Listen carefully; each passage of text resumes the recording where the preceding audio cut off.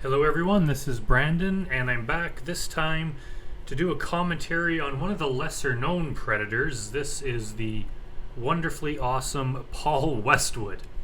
Now Paul's a bit different because he did not have a confrontation with Chris Hansen, but we do get to see his interrogation here, and I found it a little bit interesting, so I decided to do a commentary on it. So let's get going. That's right there. Come see right here.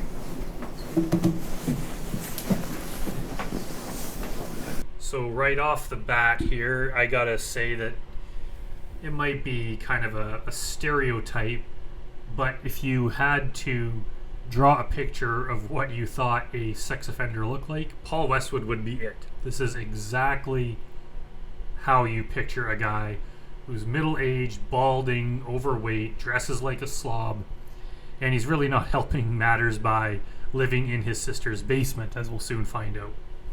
But yeah, this is exactly what people expect this kind of guy to look like. And I feel bad for people that look like this, but who are upstanding, honest people, because, it must be a terrible life. But yeah, this, you kind of hate this guy just looking at him. And here we have the awesome Catherine Reed, I think that's her name. And then this guy, I can't remember his name, but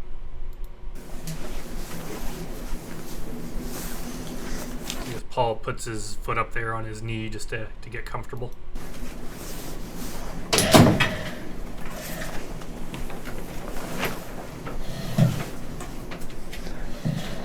Hi, Paul.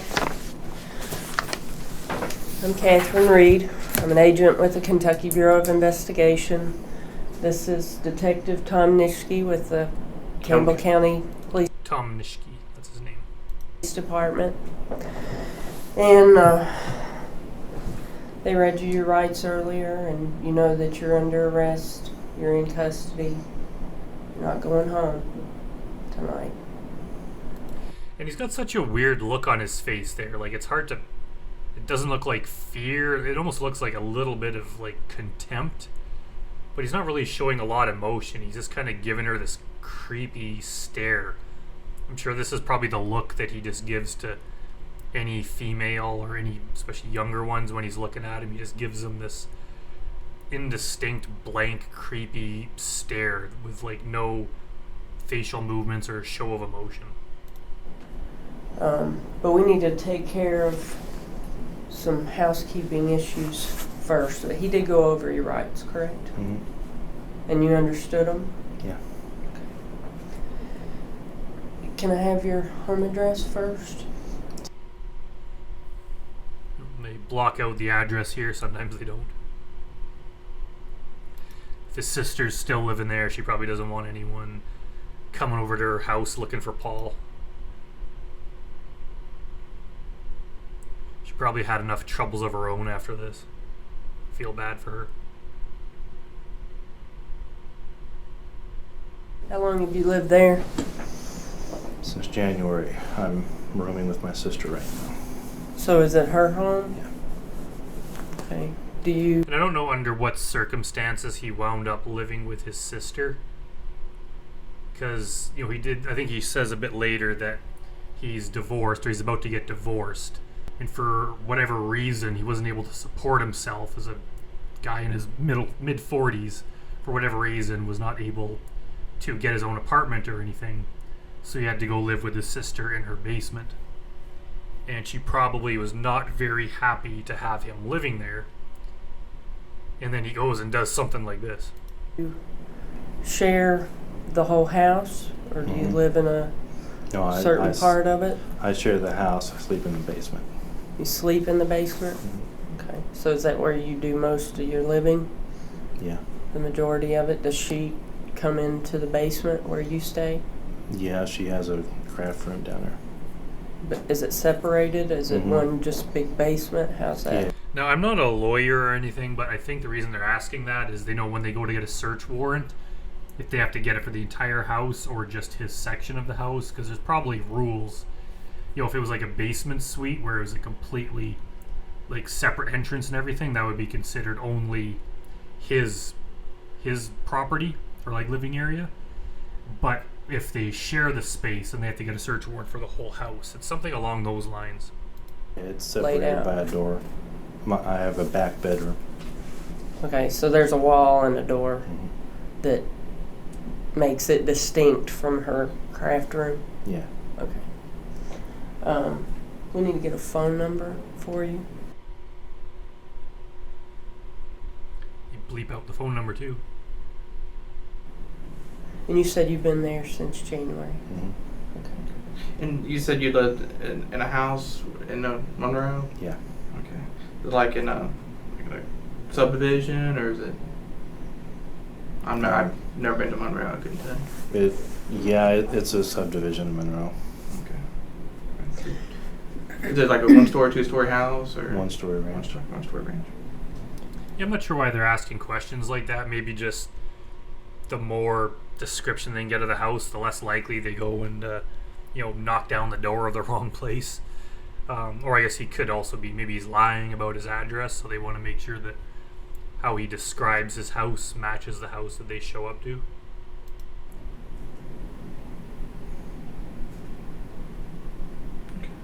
You got all that? Yeah. So we're good to go. You have an emergency contact. Yeah, my sister. You want to give us her name and number? It just seems like him and his sister, like I don't know if they're close, but maybe she's the only one he has left. I don't know if his parents are alive or what's going on with them, because it just seems like he would have gone to live with his parents before his sister, unless that's not an option. So there's a good possibility that she was the last person in the world that would ever give this guy a chance.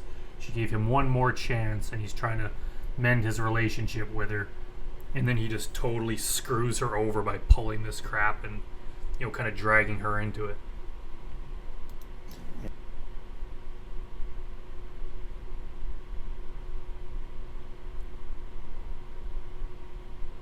And also, what is wrong with this guy that he would ever think that some 13-year-old girl, or any girl or woman for that matter, would see him and be so interested in him that she would invite him over within a couple days of meeting him?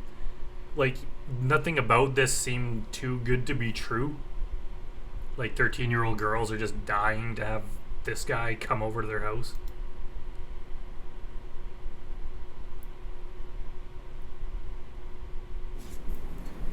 And during his chat, I might do a commentary on that some other time maybe. I was kind of reading through it, but he was really trying to come off as romantic. He was going on saying how pretty she was, how much he wanted to hug her and all this stuff. He's trying to be kept calling her sweetie. He was trying to be what he said he thought was romantic, but it was so creepy. So you no longer live at this on your No. driver's license. So yeah, if he's no longer living at the address on his driver's license, it probably means that the address that's on the driver's license was the house he lived in with his wife, and he has now gotten the boot and is living in his sister's basement. I wonder if he's paying his sister rent. Something tells me she probably wants him to pay rent, but he made up some excuse that he's trying to get out of debt or whatever, because he probably foolishly spends his money, so he's in debt, and he's trying to piece his life back together. And it's all his fault. Like, all the bad situations he's in and the pathetic state of his life, it's all his fault. He probably spent all his time online looking at porn and talking to underage kids, and hasn't been working. He was probably living off his wife until she had enough of him, and now he's living with his sister, doing the same thing and mooching off of her. Like, what a pathetic guy. Since the end of 2005. Okay. Pete, you know that Of course, all this stuff I'm saying about him is just my gut instinct. I could be absolutely wrong, but it's kind of the feeling I get. you're under arrest. We've already established that. And I'd like to talk to you about your situation. Mhm. I'm sure that you have a side of your story. And I know what I've seen. I know what I've read about. I've looked at the chat logs. And you came to Highland Heights to meet someone. But if you would like to talk to me about that, I would like to hear about it. But that's completely up to you. I can fill you in. Okay. When I originally decided to do that, I was having second thoughts. Yeah, bullshit, Paul. Like, it took him... It was not very far into his chat when he brought up coming over to meet her. And he used the kind of lure or trick of his dogs. He had a picture of him with his two dogs. And he told the decoy that, hey, I could come over to see you and bring the dogs so you could meet the dogs. That was like his trick. And that happened that was in like the first 15 minutes of them chatting. It was very, very quick. He already brought up meeting. It seemed to me, just with his romantic talk, and he was kind of, giving her all these compliments and telling her how pretty she is and how sweet she was and all this, that he kind of developed this system that he probably uses on other girls too. He's always using this same system to try to arrange a meeting. So for him to go through all that crap that he did and then say he was having second thoughts, yeah, right. And I had a feeling. Guess because I watched too many police shows. Yeah, so his second thoughts were not because he knew what he was doing was wrong. It was because he knew of the possibility that this might be a sting. Now, you said when you originally decided to do that, what are we talking about? Well, obviously, she's just trying to get him to say he was coming there to meet the young girl for sex. If she gets him to admit that, then that's what they would need for a conviction.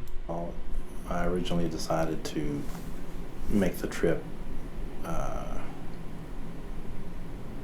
around 5 or 6 this evening. So I went, I ran an errand, and I talked myself out of going, went back home, and I hooked up with her again. Online? Yeah. Hooked up with who? Kylie. Yeah. So yeah, he should have obviously trusted his gut there. He might not be in this situation if he had to listen to his instinct and, drove home and broke off contact with her.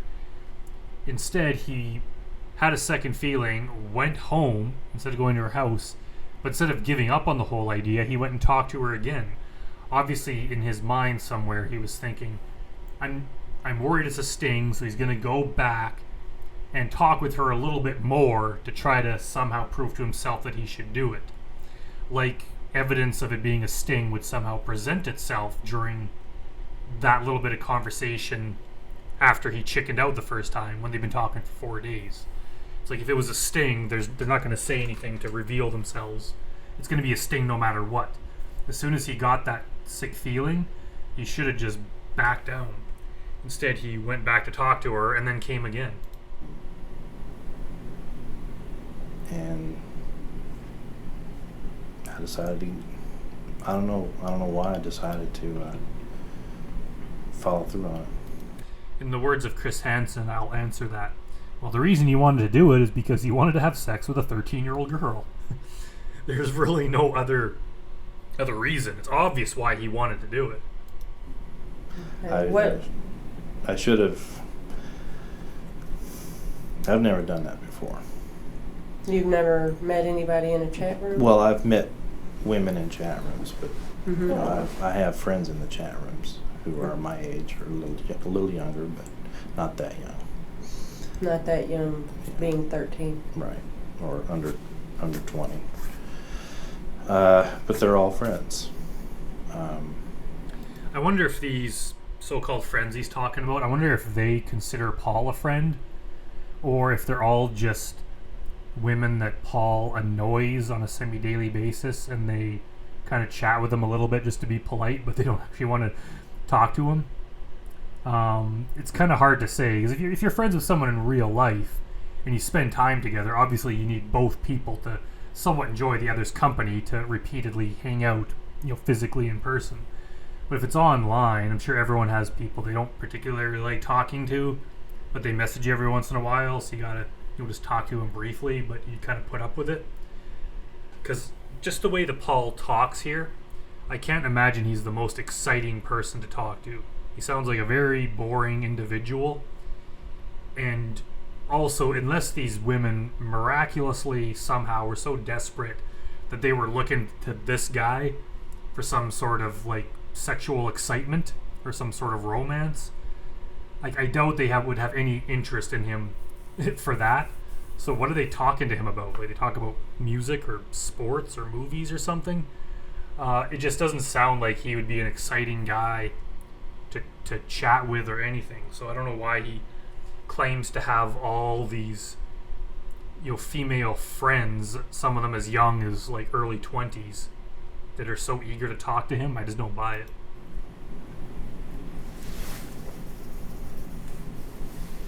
And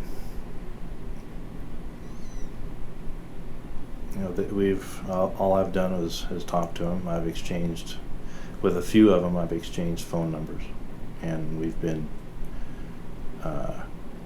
talking on and off for months.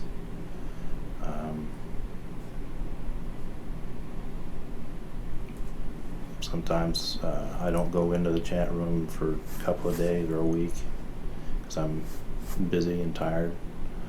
On the weekends, sometimes I wonder what he's busy and tired from. Does this guy even have a job? I like to just relax and get on and chat with the friends of mine who are on there. So where are you when you chat? In my room. At home? Mm-hmm. The address you gave us? Yeah. In the basement? Mm-hmm. Do you have one PC, two? One. Okay. It's kind of funny how he's kind of talking about how all of this came about, where the questions they're asking is trying to get much more concrete evidence. While this was going on, what room of your house you were in? Was it in the basement? How many PCs do you own? Do you have a web camera? They want very specific information like that, where he's just kind of drooling on about how many online friends he has.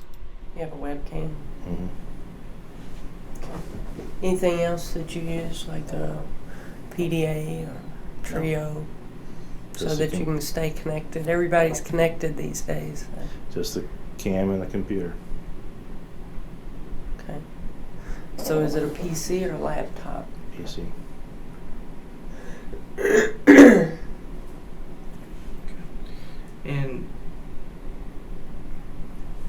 And yeah, this guy, I haven't watched a lot of these interrogations to really make an overall judgment, but I don't think people in general make this much constant eye contact with someone. It seems a bit weird. I mean, when you're talking to someone, you make some eye contact, but you look away a little bit. It seems like he just stares at whoever he's talking to. You think under the circumstances he'd be feeling some kind of humiliation or shame or fear, and you would want to kind of look away or look at the ground or not be making constant eye contact with the people that are grilling you with questions. I go on a MySpace chat room. The Ohio MySpace chat room. Apparently he closes his eyes when he has to think, it looks like. That's where I've been recently. Is that where you met Kylie? Mm-hmm. Tell me how you found her. To tell you the truth, I'm not really sure. All I know is that I went into the Ohio chat room one night.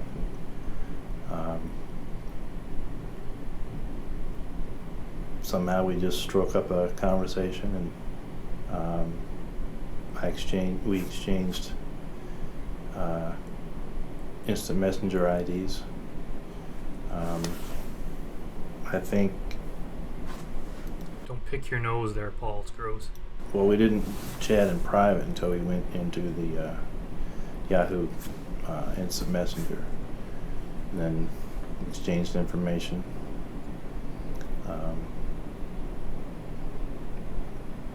Gave her my name and age. She seemed okay with it.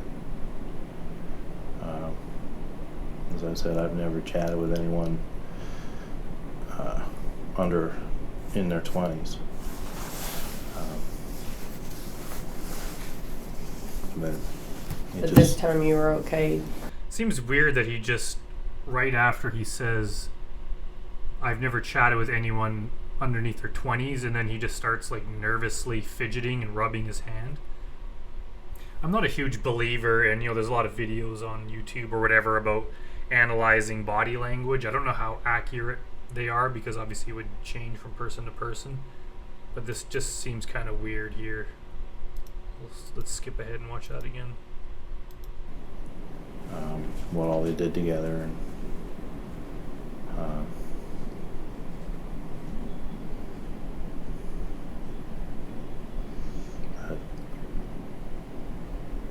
I just don't know what made me want to follow through on it. As I said, I've never chatted with anyone in their 20s. But But this time you were okay with her being 13. yeah, Yeah, it was so I don't know if just- that's some kind of a tell that he's lying, but it just, now that we know what they found on his computer in terms of underage images, so we know he's quite likely lying about this. So it just seems weird that he goes from sitting there with a blank stare, hardly moving, to suddenly rubbing his hand right after he says that. First, it was regular chatting. We didn't really get how can I put that? We didn't really get involved in special chats. Mm-hmm. And it just, the fact that he has his own term for this, special chats, that he made up. I wonder if he got that from somewhere or if he made that up himself.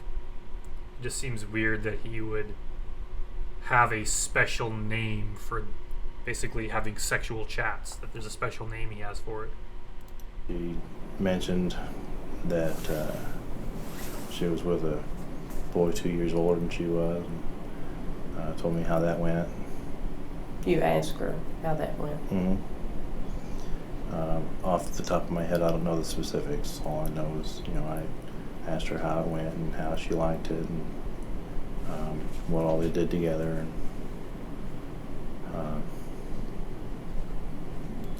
Yeah, I haven't read his full chat, but I'd be willing to bet that he probably used the classic Predator handbook of asking if she's a virgin and then asking for specific details of every possible act that she has done before.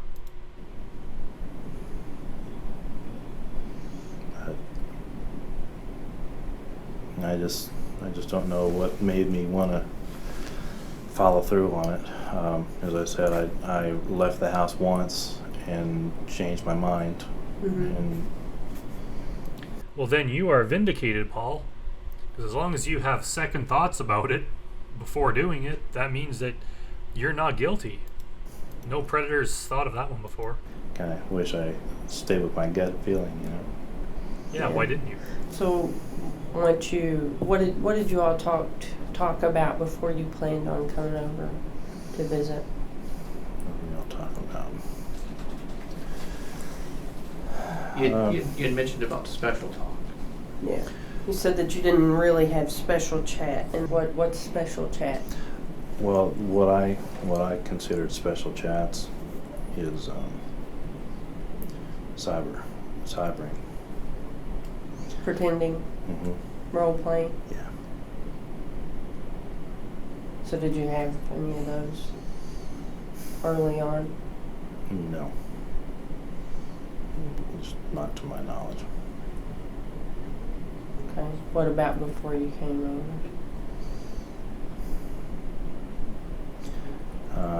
I basically, when we set it back up, I basically asked her to wear a skirt. She told me when we originally decided to meet, we were going to meet at the bowling alley across the street. She told me what she was going to wear, told her what I was going to wear. That's probably why he didn't have a confrontation with Chris Hansen, is that he was not coming to her house. They were supposed to meet at the bowling alley across the street. So he was probably fearful of going to the house because it might be a sting, and he thought that the police would somehow not be able to catch him if he was at a bowling alley instead. So he must have gone there, and they were waiting for him to bust him. And this guy looks exactly like the kind of guy that would hang out at a bowling alley.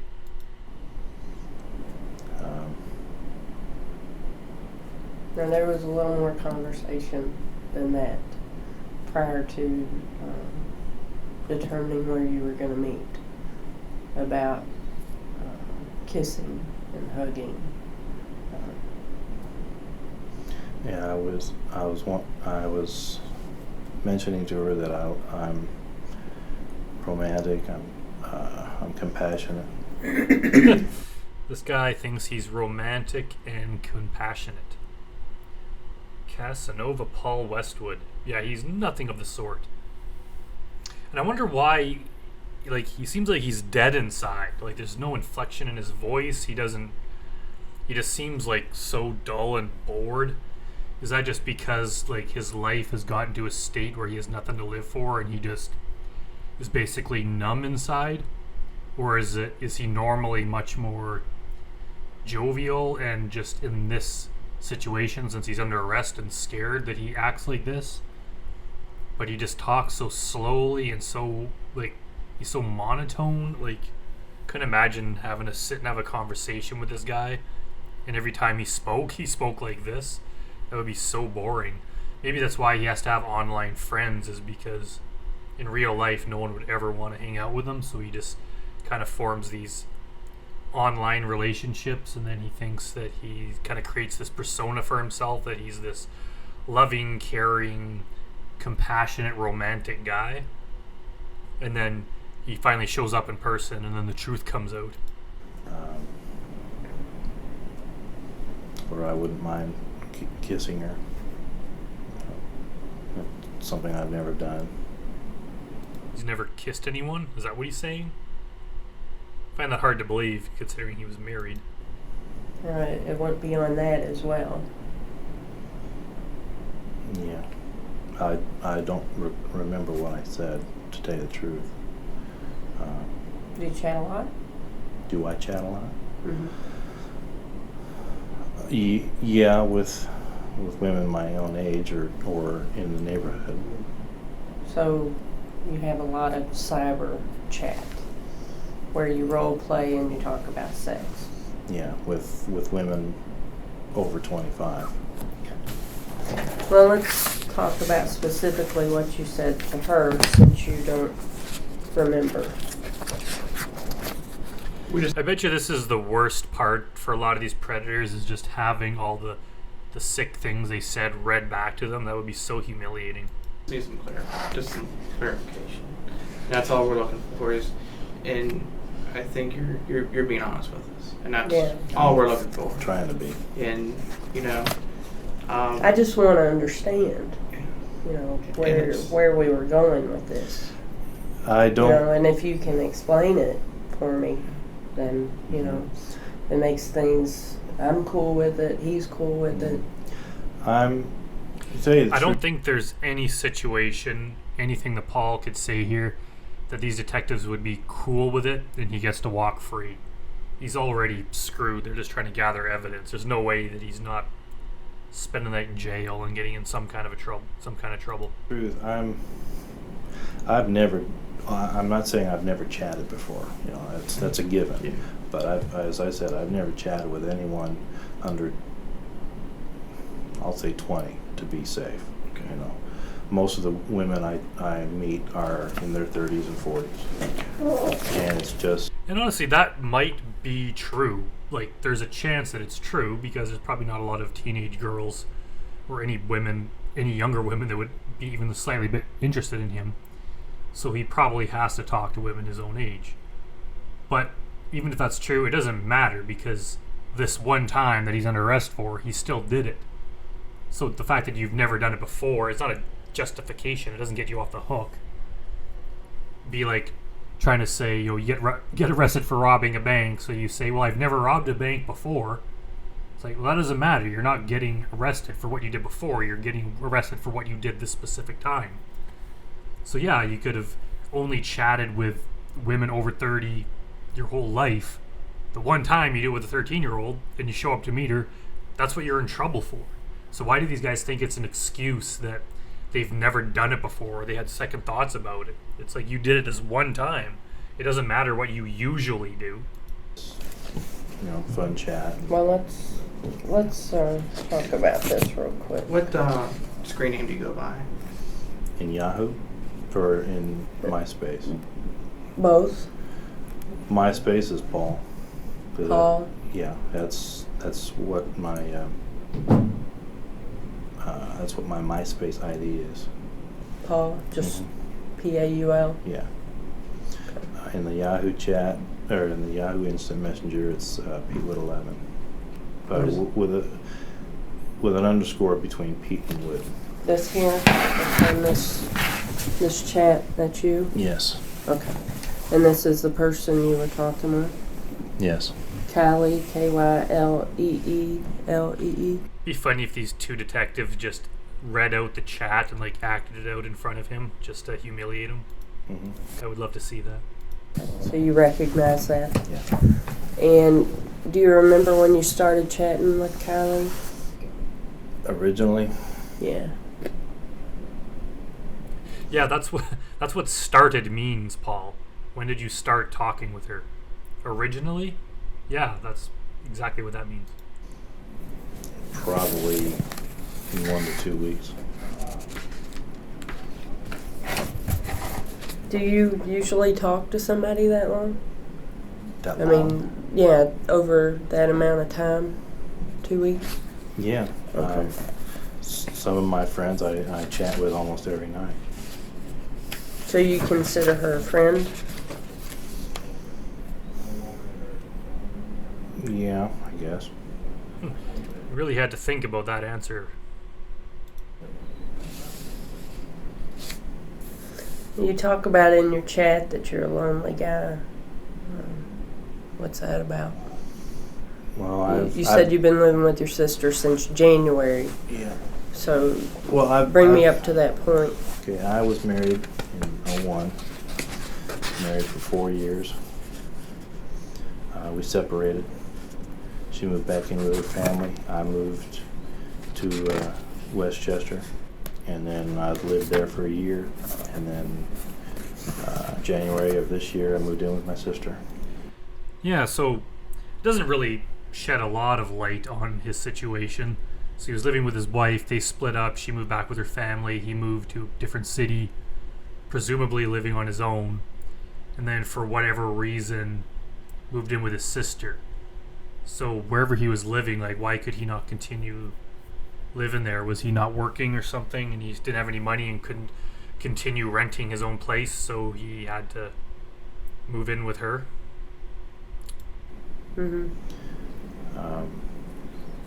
My wife and I were very close for 2 of the 4 years, and we started drifting apart, and we're still. They probably started drifting apart the moment she realized, oh my god, I'm married to Paul Westwood.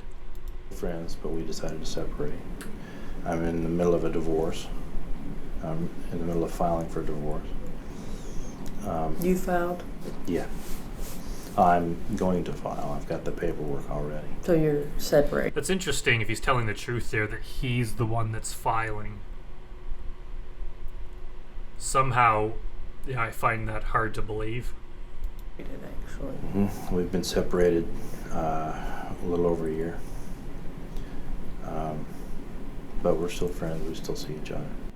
Sounds like you're in between relationships. Basically. I'm not sure if Paul has any relationships on the horizon, especially after this. It's not really going to help his situation. Well, I guess he does have all those women online lined up, so maybe he's just a complete stud and I'm wrong. Specifically, you talked to Kylie about, can you say special chat with you here on the phone while we're both alone? I'd love us to make each other feel good because I'm lonely tonight. It's just kind of weird, too. Back to his eye thing. Like, she's clearly looking at the page and pointing at the page with her finger. She's even making noise with her finger as she runs it along there. But his eyes are just, like, boring into her, like, forehead there. Just seems if someone was pointing at something, you at least glance down to... Wouldn't it be, like, human nature just to glance down and see what she was doing? He's just, like, staring at her with this, like, creepy, evil glare. Where were you going with Well, that? basically a romantic chat. Okay. Do you recall having this conversation? And yeah, romantic chat. I'm pretty sure he talked about that a lot in his chat log. He said he was a very romantic guy and romance this, and he was very sweet, and he would call her, sweetie, and just he really goes over the top in putting on this nice guy persona that is absolutely not even close to being reflected in the presentation he gives off here as a person. If you read his chat log, you would not picture this guy here as saying that. So even now, for him to say romantic chats, there's nothing romantic about those chats. The only thing romantic about it was him saying it was romantic, but there was no content in there that was romantic. It was all just like gross, creepy sex stuff. Not word for word, but yes. Okay, tell me about And just saying that you want to cuddle with them and all that stuff, that's not romantic. it. I just suggested that we could get together and cuddle on the couch, watch movies or watch TV. I've told her on a few occasions that I am kind of lonely and I don't have many friends. That's why. So he's talked before about all these friends that he has online, so I guess he means in real life he doesn't have a lot of friends. And there's just something, like, I'm not a big, obviously I use the internet like everyone else, but I don't like online friendships. I know during this time, kind of the earlier days of the internet, it was a bit more novel, where it was, texting with people was kind of cool or something, and it was meeting people online, but somehow maybe I'm the only one that thinks this, but it just seems like you kind of it loses its appeal. And I don't like to have just like a whole bunch of anonymous people that I talk to on my phone all the time. It's like, I'll use it. I obviously use YouTube, or I'll use other social media for, entertainment, or, keeping in touch with people. But I don't like to have just long text conversations like this. I would honestly way prefer to have friends in real life and use online, to a certain extent, but obviously the relationships that you form aren't as deep. So, kind of what Paul's saying here, he has all these online friends that he talks to, but then he says right here that he's lonely and doesn't have any friends.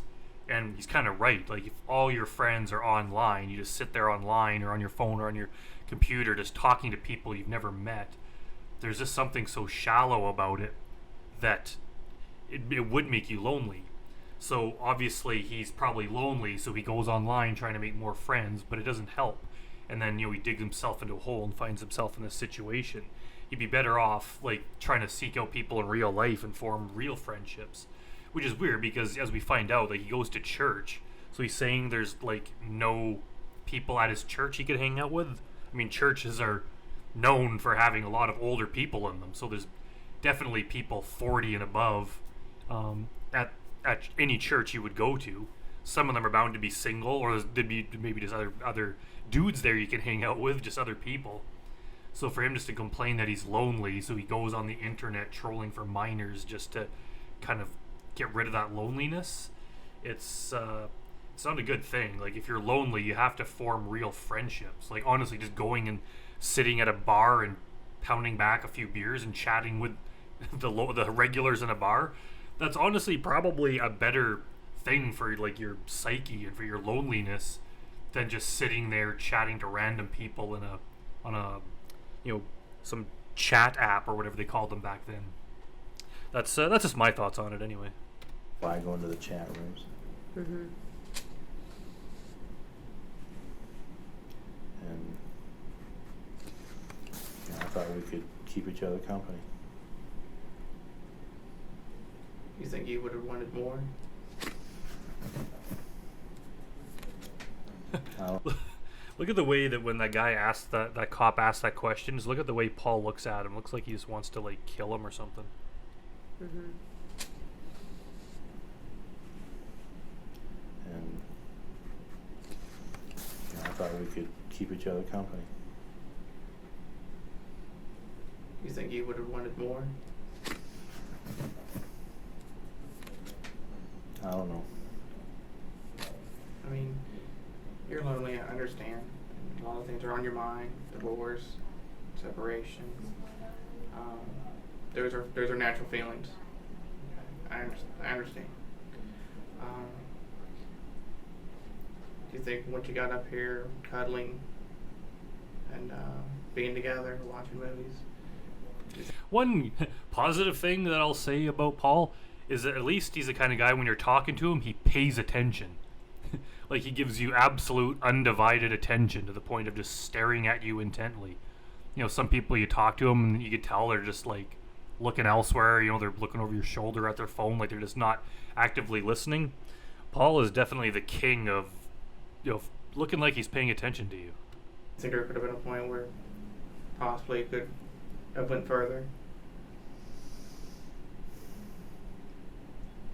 And he's done that before too. When he gets asked something like that, where he has to admit something that's like a little that's wrong, he kind of gives that that just like that heavy sigh.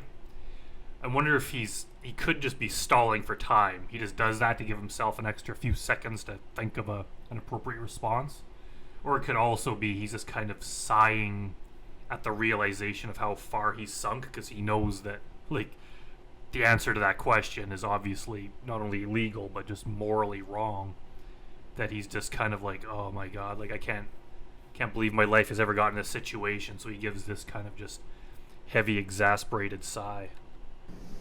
Well, I would try to draw the line at cuddling. And what does he mean he would try to draw the line? Like if that's where you choose to draw the line, that's where you draw the line. Like so many of these guys just have so little control like over their own actions. Like how could you live like that, just not being able to trust yourself? Like you're with another person and you can't trust yourself to not do something horrible to them. Like most people, it wouldn't even cross your mind to do something horrible. And if it did, you would just be confident enough in your own act, like to be able to control your own actions, that you know you're not going to do it. So even if you were alone with an attractive person, and say it was maybe not underage, but maybe they're an employee or someone that you're like, it would be an inappropriate relationship, you could be alone with them and recognize that this person's attractive, but you would still never ever like try to do anything, and you wouldn't have to worry about trying to hold yourself back because you wouldn't do it. I think that's probably what the vast majority of people can do. So for Paul to say that he would try to draw the line, it's like that means that it's a clear indication that he would be willing to cross the line. If he's thinking that, where there's a possibility of him going a bit further, that means he absolutely would have done it and probably intended it. You can't go somewhere and say that, you know, you would try not to steal anything when you went in the store. That just means you're a thief. Obviously, like most people go in the store and not steal anything, even if they had the chance. So it's just so pathetic that he's like, I would try to stop there, kind of like he doesn't have control over his actions. It would all be up to what the decoy wanted. Now, it would be different if it was an appropriate relationship. Like, say you went out with someone and it's like, you know, if something happens, it happens. If it doesn't, it doesn't. Kind of see where it goes. That's fine. But to have something like this where it's wrong and you have to draw like a line somewhere to like there's like a legal or moral barrier, for you to say that he can't control that, he would try to draw the line. That's it just shows what kind of person he is.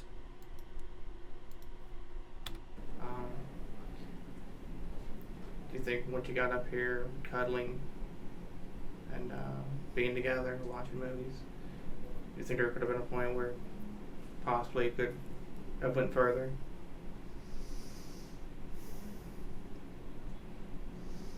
Well, I would try to draw the line at cuddling. in your chat, you specifically told her that you'd like to have oral sex. Yeah, so right there, Catherine Reed just totally blows his last statement out of the water. He says you would try to draw the line to cuddling, and she's like, well, right here it says you want to have oral sex. Let's see what he says. So I would have went a little bit further. A little bit, yeah. And you, Yeah, and right there, he just, like, does a 180 on his last statement about trying not to go beyond cuddling and says, yeah, a little bit. A little bit means a lot.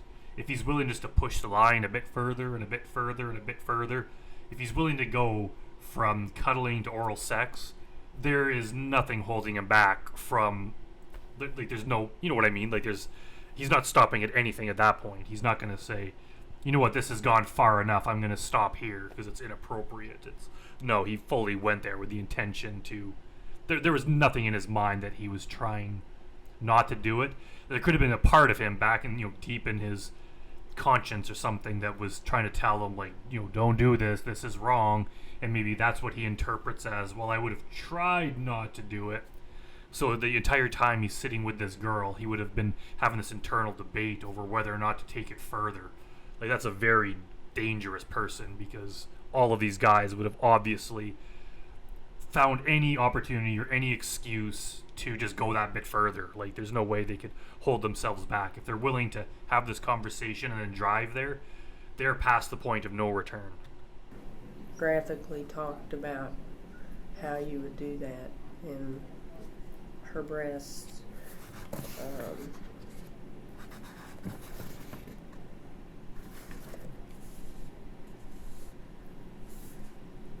You talked about staying the night. You talked about her being sexy in her nightgown. That you'd be rubbing. That's another thing too. It's not, a little bit off topic, but so many of these guys, they're so into asking what they're wearing. It's like they have this fantasy in their head, especially because the decoys obviously they could never see them on video because it wasn't a real teenager. So sometimes they would have a profile pic or two, but they can never actually see them. So these guys have such big fantasy in their mind that they need to just have descriptions of, like, what are you wearing? Like, what are you wearing right now? What are you going to be wearing when I show up? Asking about their body types, like a lot of disgusting details like that. And it's strange because I don't think in my entire life, like, of just dating and stuff, I don't think I've ever asked that, even to, like, women that I was dating or in a relationship with, or like anything like that. I don't think I ever was like, what are you wearing right now? What are you going to be wearing when you show up? I need exact descriptions. We need to discuss it to agree on the exact things you're going to be wearing when you show up at the restaurant. Like, that is so bizarre to me. Like, maybe, I guess if you're both adults, you could do that if you want. It just seems so strange that these guys are just so hung up on what they're wearing to bed, just like what the person's wearing. I don't know. I just find that so bizarre. Correct me if I'm wrong. Maybe everyone does that except for me, but at least in this situation, it's very creepy. Rubbing her thighs, massaging and kissing her breasts. And then you talked to her about if she had ever gone down on a guy, the guy that she had been with. And then you talk about that this aroused you, that you were ready to masturbate, to ejaculate from the conversation. So you did expect to have something happen when you went to the house?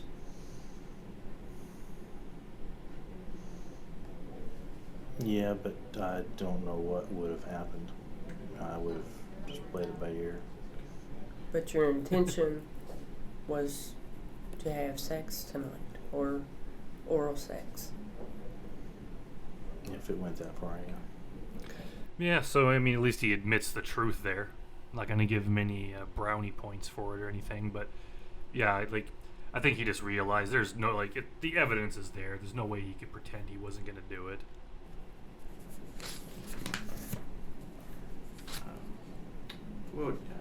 Did you bring anything with you? Anything special with you? Bring any movies or anything with you tonight? No. Just that bag of pop. Okay, bag of pop. Was that for you, or did Did she mention you to bring that, or? No, it was for me. Okay. So were you going to stay the night? No, it wasn't. No. No, I had made my mind up to not stay the night. Okay. And they've said that before. I mean, it's possible because we find out that he does apparently go to church. So maybe he did change his mind and decide he wasn't going to stay the night. But that whole thing, we've heard that before with James Rutherford and others where they say, I said I was going to do this thing, but then I made up my mind not to do it. So it's kind of like once you get to this point, you can't trust anything these guys say. And I kind of understand it from the point of view that they don't want to go to jail. And they know they're going to be in trouble. So they're going to lie. A lot of people would in this situation. But it's kind of like you just can't trust anything they say. Like they have a reason to lie. And some of them, say Jerry Griffith or JPW, they'll go like way off into left field with their lie. Most of them will just stick to, yeah, I said it, but I wasn't going to do it. I'd made my mind up not to do it. However, in this instance here about not spending the night, it's quite possible that he did change his mind because, for whatever reason, he values going to church. What made you change your mind about that? In the chat, you indicated that you would spend the night. Yeah. Well, I was thinking about it coming down here, and I'm actively involved in my church, and I have obligations to them. Yeah, and of course, churches get a bad rep, especially like Catholic churches with having people like this in the church. Whether or not it's justified, I don't know if, churches or priests or anything would have any more sexual offenders than any other sort of occupation or job, but it just seems like it. But he's not the only predator to say that he goes to church, and they almost kind of use it as a defense. I don't think Paul does so much, but obviously going to church, any sort of religious belief does not excuse you from doing this kind of thing, and it does not mean that you're above doing this kind of thing, because clearly we can see that is not the fact. But it also makes you wonder, how did he get involved in this church? Was it his sister went to this church and she kind of encouraged him to go? Or did he just find a church on his own and go? And of course, anytime a sex offender like this starts attending a church, you kind of have to question his reasoning behind it. And when he says he's actively involved in the church, what does that mean? Does that mean teaching Sunday school? Because that's obviously a problem if it is, because churches tend to be full of families too. They just have lots of young kids there, and it's not like teaching at a real school where you need to go through years of schooling and there's a process, criminal record check. There's some sort of process to go to. You could just pretty much walk into any church in the country and start attending. They're open to the public, and if you start going a few times and get to know people there, they could put you in charge of teaching Sunday school. So it's really a kind of place that might draw predators to it because it's easy to get close to young people. So it's possible that maybe his sister encouraged him to come. Maybe he had good intentions in going to church, but whatever they're teaching at that church, it's not working on Paul Westwood. So that would have made the difference. You could have came down here and had sex with her, but as long as you didn't stay the night. What's this thing right here? It looks like I think it's like a microphone, is it, or something? But it looks like an ashtray or something. It was okay. Well, I wasn't planning to spend the night because I had plans for tomorrow anyway. To go to church. Mm-hmm.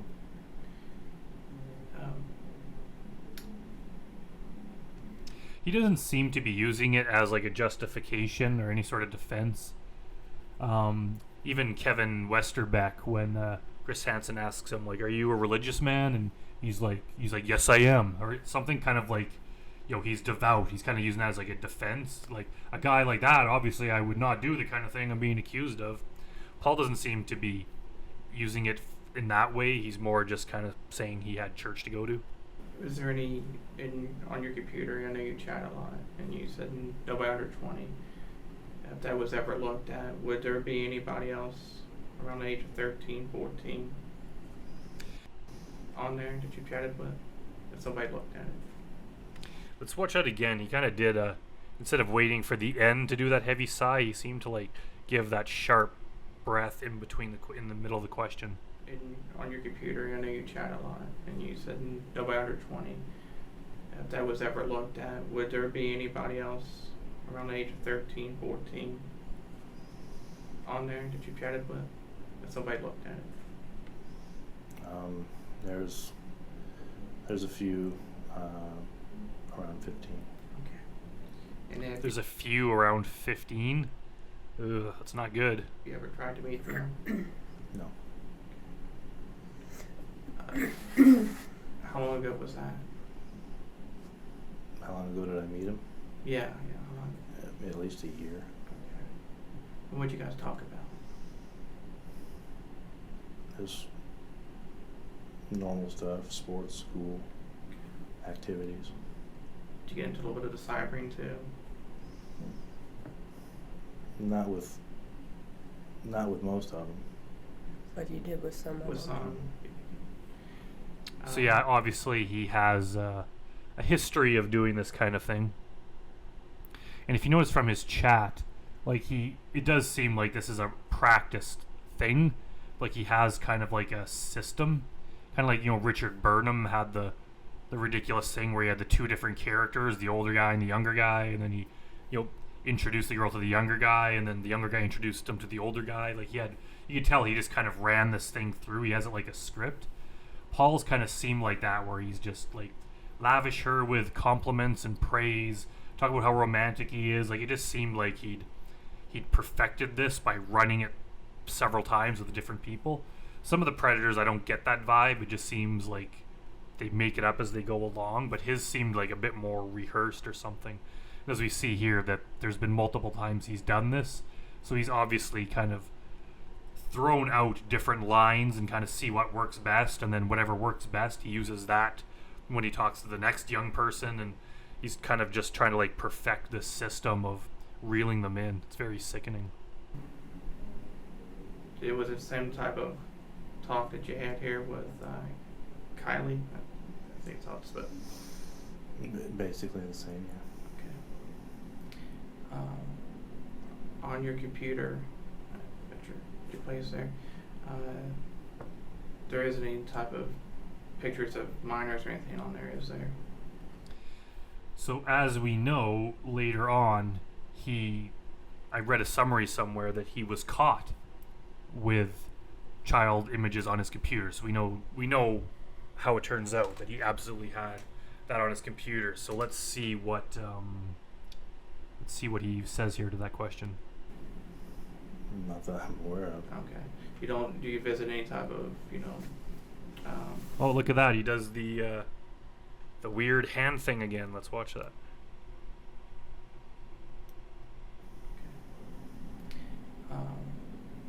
on your computer, at your place there, there isn't any type of pictures of minors or anything on there, is there? Not that I'm aware of. Okay. Do you visit any type of, fairly legal or anything like that? Wow, yeah, I'm not a big proponent of the whole analyzing body language thing. I think for the most part that's like not very accurate, but that seems like something there. I think this is the second time he's done that in this interview, where he gets asked a really hard question and then he just fidgets weirdly with his hands like that. Underage, any type of websites or anything like that you're aware of? No. Okay, so nothing like that would be on there. Mhm.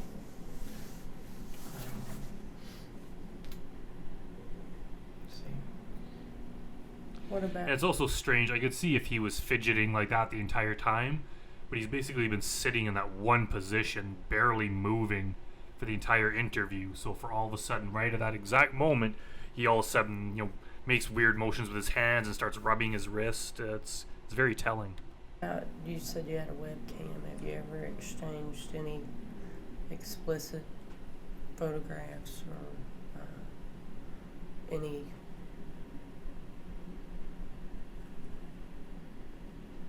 pictures of you masturbating or while you're cybering?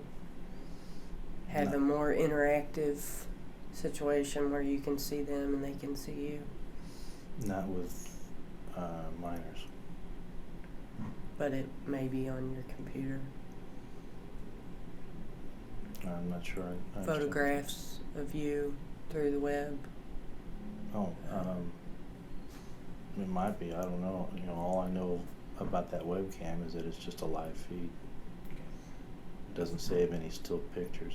Okay. But have you exposed yourself? I mean, genitalia or anything? Not like to that? minors. Not to minors. Okay. Have you ever sent any pornographic pictures to other adults? To other adults, yeah. Yeah. You know, the other friends of mine. I wonder why they ask that, like, about other adults, because obviously it's not illegal to do that.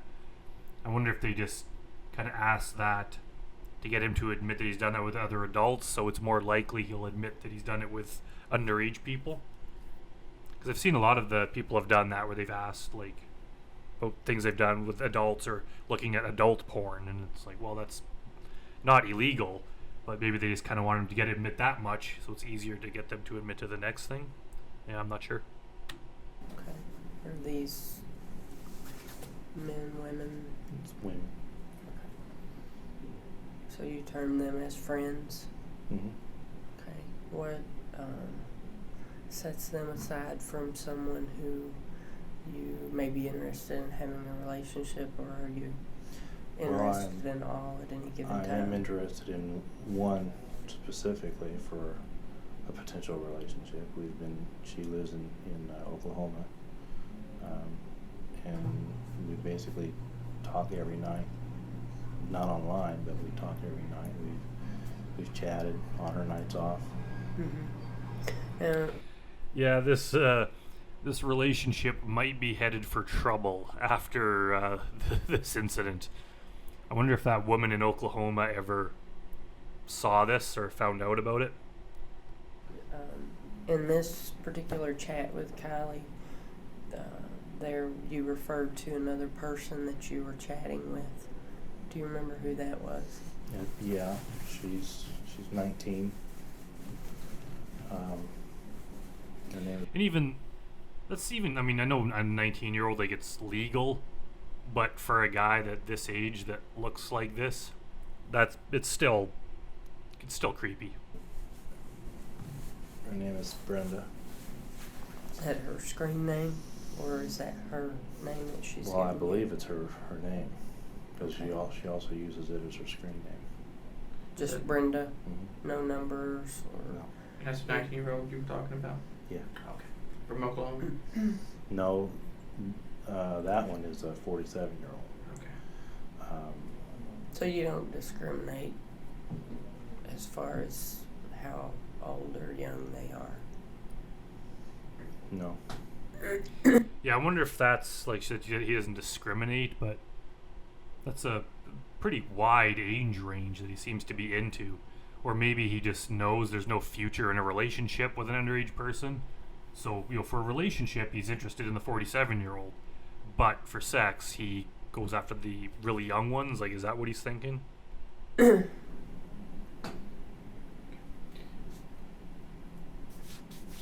going to be right back. I'll step up for a second. I'll Yeah. be right back.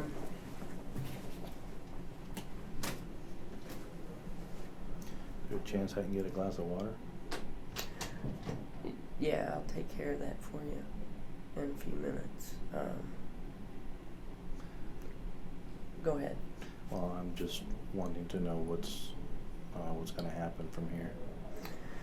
Well, at this point, we're going to write up your citation, and we're going to get you transported to the local jail. And then... And, yeah, when she says, transport him to the jail, he just has kind of no response. He just looks at her. Jeff Stacy was probably the biggest reaction with the, massive head sink at the mention of the word jail. Paul here, he probably just assumed it, so he's just kind of giving that same blank stare he always does. they'll process you there, and then you'll have an arraignment and set your bail. I don't know, that it may be Monday before that happens or later.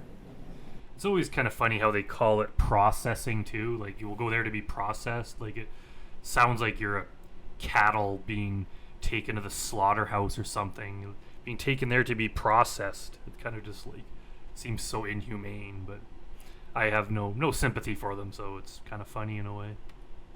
So you're going to be spending the night at least.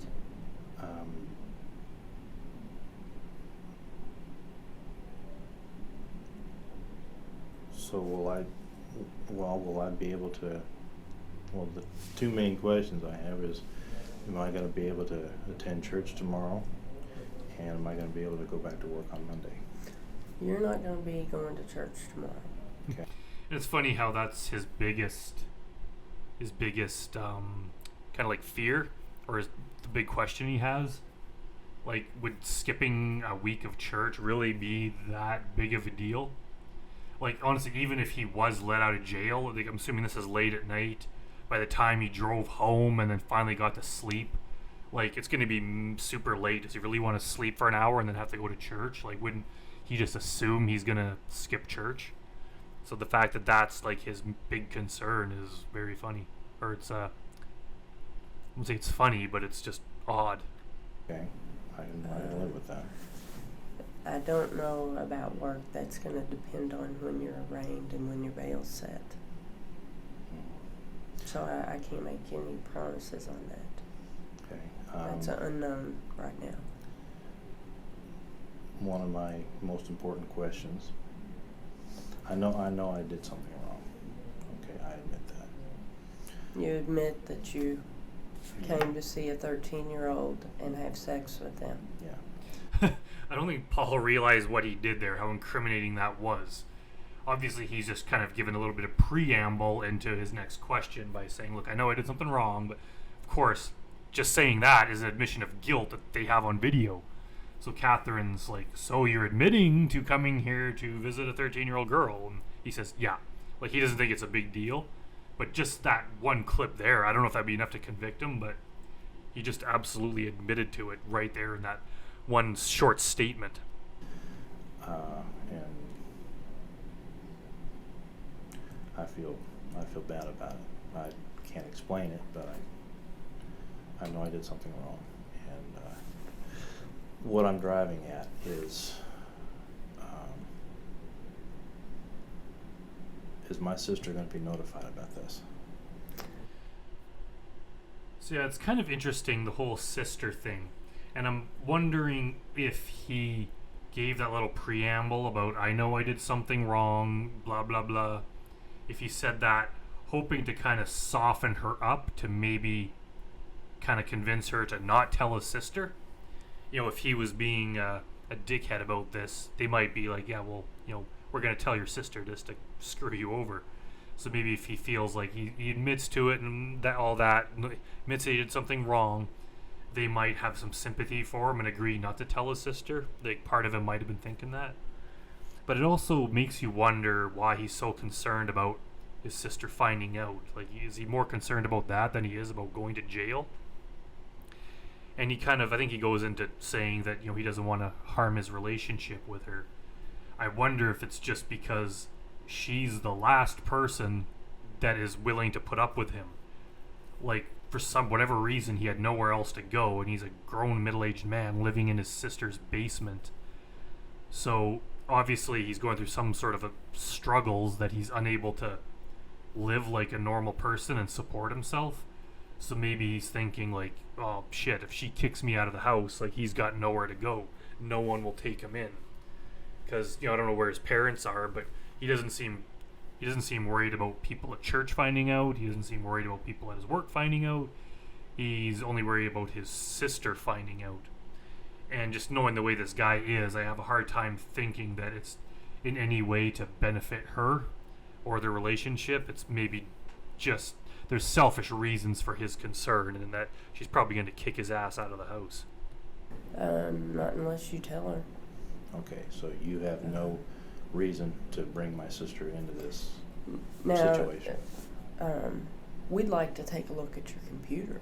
And also, why would, like, I mean, he is an adult. Like, why would they call an adult's sister, hey, guess what your brother did? It's like, why would he be concerned about that? Like, obviously, yeah, the reason that she's gonna find out is because they're gonna go and search the house. But like, why would he assume that they're gonna tell his sister? But she might notice when he doesn't come home for a few days.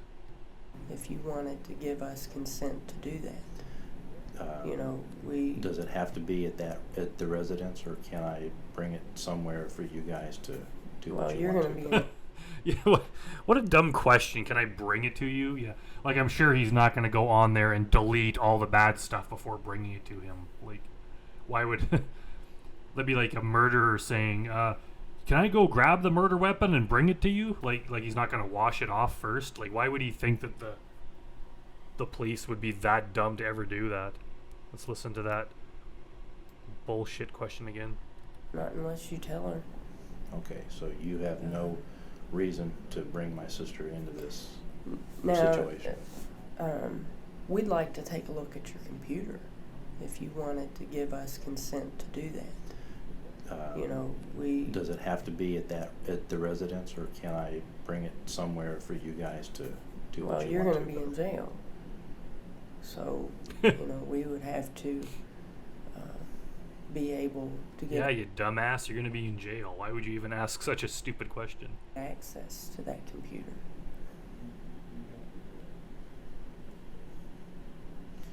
Are you the only one that uses the computer?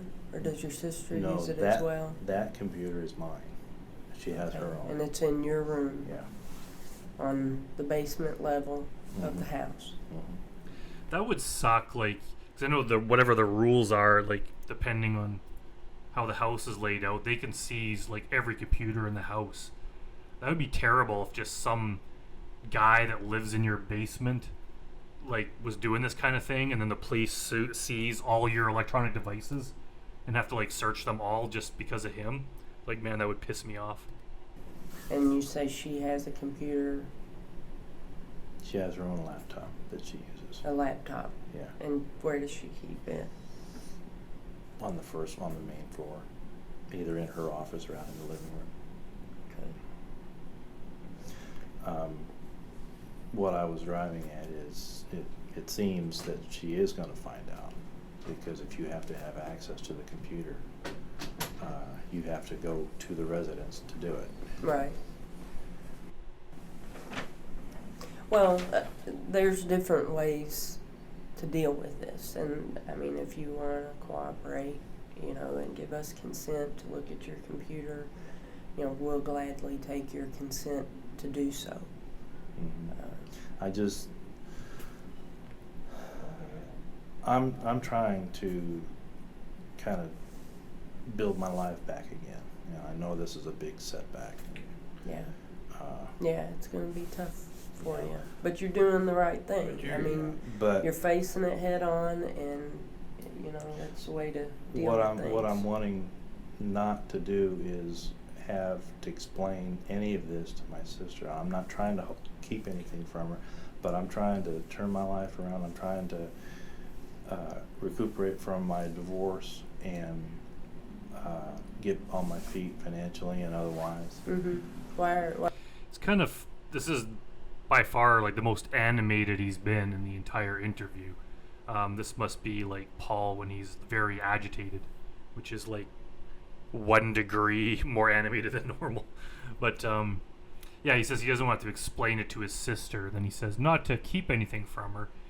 It's kind of hard to tell what his motivation is here. Like, I bet you part of it would be embarrassing to have to explain that, especially when he's probably been in trouble before. Like, whatever, especially when a middle-aged guy like this comes to you and he's like, oh, I'm getting divorced, I got nowhere to stay, can I live in your basement? Like, they probably had to have some heart-to-heart conversations about, like, dude, you gotta shape up, you gotta fix your life. Like, you should not be living like this when you're this age. You should be responsible. Like, she probably had to have a tough conversation with him. I don't know if she's older or younger.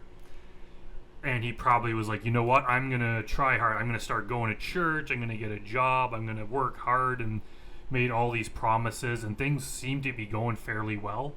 So for him to be all of a sudden be caught doing this, it's just kind of like he crashes right back down to square one, and he probably doesn't want to have to look his sister in the eye and have to admit to what he got caught doing. Because not only is she gonna probably freak out, kick him out of the house, cut him out of her life, and she might be the only family he has left. Just like seeing the disappointment in her eyes and having to have that insanely awkward conversation, that probably scares him more than going to jail. Why are you fearful for your sister to find out? Well, I'm trying to, I'm getting back into church, and she and I are bonding now, and we never did bond before. Mm-hmm. And we says they never did bond before, so I mean it's all speculation because we don't know what this guy's family life is like. But I don't think he's mentioned his parents yet. He's only mentioned his sister. So if their parents are maybe not alive or they're just not around, if she's the only one they had left, but how come they never bonded before? Part of me thinks that Paul, like, he just made no effort to have any sort of relationship with his sister, and it was until he needed something from her, like crash in her basement, that all of a sudden he reached out to her and was like, oh yeah, we should hang out and, try to bond and stuff, and then, he's got nowhere else to go. Now that he's living in the house, they start talking with each other, and he's probably like, perfect, I got a place to live now, she's letting me stay here, and so now it's potentially all going to come crashing down. So I don't think it's bonding just in any sort of natural way. It's probably because Paul's screwed up his life to the point where he has to sleep in her house because he got nowhere else to live, and he doesn't want to lose that last person that is willing to let him mooch off of them. We had a hard life, and oh yeah, he says they have a hard life. So who knows? I mean, obviously, if their parents were abusive or anything like that, that's bad. But it obviously doesn't justify the horrible things he's been caught doing, and it doesn't justify the hell he's going to put his sister through.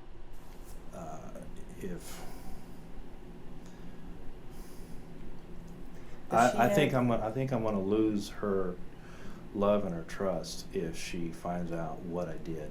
You think? Like, wouldn't that be a normal human reaction? Like, would any normal person be like, oh, that's cool, don't worry about it, no big deal, happens all the time? Like, doing something like this, you would not want a person like that living in your house, whether they're family or not. Like, this is a horrible, horrible thing to do. Like, just being associated with him, not only him living in the house, but just, whether or not they have the same last name. Like, he didn't say if the sister's married, I don't know, but, having the same last name, just being associated with him would be humiliating enough. Like, he really screwed her over in this, and it's all his fault. And why I did it. That's kind of why I was... I can't promise you that she's not going to find out. That's a part of you having to deal with moving forward and dealing with that. I can't promise you. Yeah, but like Agent Reed has said early on, there's two routes you can come in here. You can sit here and tell us nothing and just be hardcore, or... Yeah, Paul's hardcore. I don't really like that other detective very much. Like, Catherine Reed seems like she's a pretty good detective. That other guy, like some of the interrogations I've seen clips of, I don't know, he kind of annoys me for some reason. We'll see if he makes any other appearances and if I do a commentary on any more interrogations, but I just don't like the way he does things. It's hard to think of specifics, but something about him I just don't like. And honestly, if Paul here was, quote, hardcore, you'd probably be better off. It's always better just to keep your mouth shut. He should have just sat there and said absolutely nothing. I don't know if that would have helped his situation a lot, because they apparently had a lot of evidence against him, but he would have at least have not admitted to it. You can take the route you've taken and say, okay, I made a mistake. I can only go up now. And that's what you're doing. You're taking, you're being open about it. And that's, to me, that means a lot. And you're heading straight forward. You're being upfront with us, and that's, a lot of times we don't get that. That speaks volumes for you. Okay. And I know you're active in the church, and I know you want to get your life around. It sounds like some of it's worked for you. Because you got in here and said this or that. But like Agent Reed says, we can't tell you that it's not, your sister's not going to know. I mean, she's obviously gonna find out when you don't come home that something's up. Well, She's gonna have questions for you, she's right? she's busy this weekend. She's not expected home until sometime tomorrow afternoon. Yeah. Ah, I see. So his hope is that he can get all this dealt with, somehow race home to beat her back to the house, so that she won't realize that he's gone or anything's up, and he can try to keep this from her. Yeah, I don't think that's gonna work. But Do you have any kids? Did I miss that earlier? So you don't have any children. Does she? no. So, Um, go ahead. Well, as I said, she won't be scheduled home until tomorrow afternoon. Mm-hmm.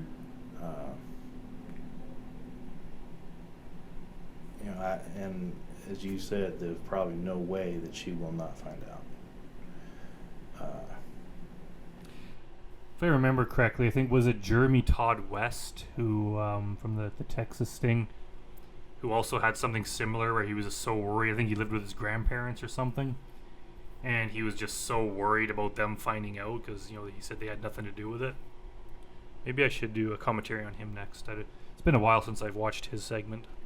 I just don't know how I'm going to explain it. Yeah. I can tell her I was arrested, and if she asks what for, Obviously, she would ask what for. You can't tell, like, a friend or a family member, I got arrested, and they're just going to let it go at that. There's not a human in the world that wouldn't ask, like, what did you get arrested for? Like, you would have to explain that. So you would either have to just lie about it or tell the truth. I'm going to have to tell her the truth. I don't want to lie to my That's sister. your call. That's your Yeah. call, and you're gonna have time to think about it before she gets back. He's going to have time to worry about it until she gets back. I bet you that's going to be weighing on his mind. You know how you're gonna deal with that. Mhm. And did you have a cell phone or anything with you when you No, came? I don't have a cell phone.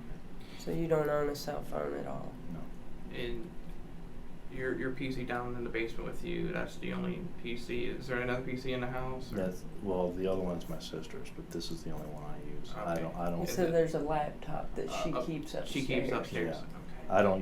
I only use my PC. Now, is there a separate entrance to the basement that you use, or do you? No, it goes up. Yeah, so now they're back to the whole thing, trying to figure out if he lives in a separate area, because I can't remember. I don't know the law for sure. I'm not a lawyer, but yeah, it's something I mentioned earlier that depending if it's a shared living space, they can seize like every computer in the entire house. Whereas if he has like a separate entrance that she can't really go through, then that's considered like his living area, and then they could only seize his. So they're trying to figure out the layout of the house without flat out asking him. Upstairs into the kitchen. So you have to come in where to get to your I room? come in through the garage. Through the and garage? into the kitchen and make a turn and go right downstairs. Well, I guess the biggest thing is, I guess regarding to consent, so which way you're on, so we kind of know which way to go with you. I mean, if you feel like you want to consent regarding, checking everything out, verifying everything, she has a form. It's up to you if you want to sign it or not. If you do, she'll have you sign it. If you want to consent to have your computer and stuff checked out. If not, but that's up to you. Okay. Is it gonna hurt my case if I refuse the consent?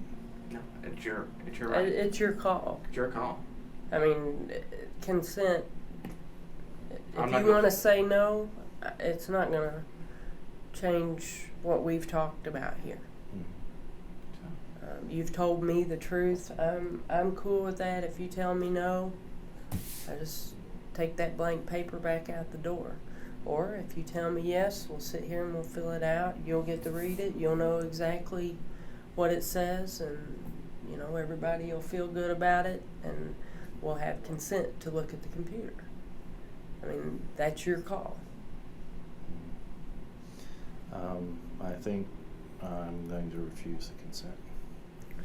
It's probably the smartest thing Paul's done so far. But it doesn't matter. They're going to get a warrant anyway and search the computer, and apparently they did, and they found some disturbingly illegal stuff on there that he got in big trouble for. So I don't think he's refusing consent out of any sort of intelligent move. He's just doing it because partly he doesn't want his sister to find out, and he knows what's on his computer, so he's probably just trying to throw up any sort of roadblock to make their life difficult. That's all it comes about. See, we're not tough guys. We just and girls. We just want to find out what happened and go easy. Nobody's been mean to you or rude that I know of. So, not that this is a good experience for you, but I hope that you can. I've learned it. You can build off of it. Yeah.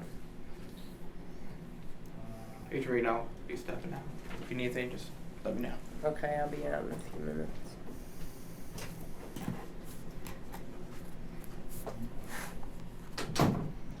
It's Westwood.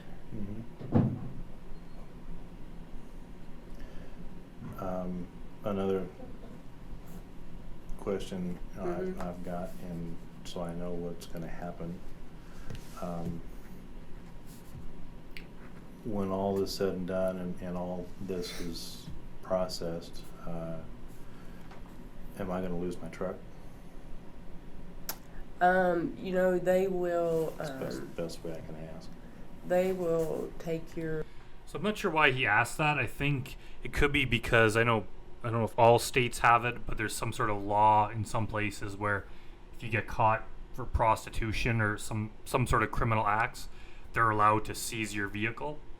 So that could be he's asking whether or not this is one of those cases.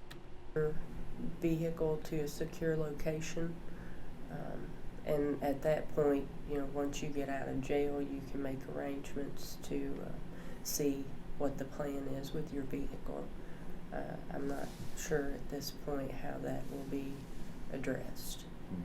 But once you get out of jail, you can ask them about your vehicle, and they'll give you that information freely. Okay? All right. And you go by Paul, you said on MySpace, right? Is that, do you use any other nicknames or alias? No, just Paul. Okay. And can you give me your address one more time?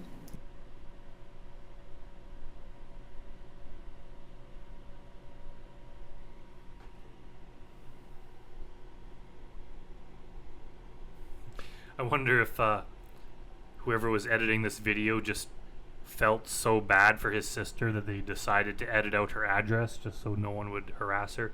Because I know sometimes they don't edit out the address.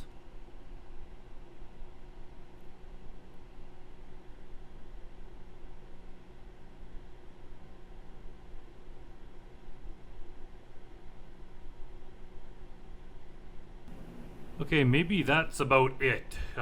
Catherine Reed basically asks him a few more questions, then she leaves and he sits here in this position for about 20 minutes or more, and then she comes back in and he asks how he goes about calling his boss, and that's pretty much all that happened. So it's nothing very interesting that's worth commenting on. So I guess we'll wrap this one up here. Yeah, this was a very interesting one, and just to kind of see the differences between the character that he tried to pull off being in his chat log versus this pathetic potato sack of a man that showed up here is very interesting, and just seeing how vile and gross this guy is. And yeah, in this position he's sitting in here, like covering his face with his hand like that just absolutely sums up the state of his life right now. Like, this guy deserves everything that he's gotten, and I don't know where he is now, but at least at this time, this was a very dark hole he had dug himself in, and he did some horrible things. So anyways, thanks everyone for watching. Feel free to leave a comment and let me know if there are any other predators that you would like me to do. I have a list of requests that I'm slowly going through. So I will see you guys next time.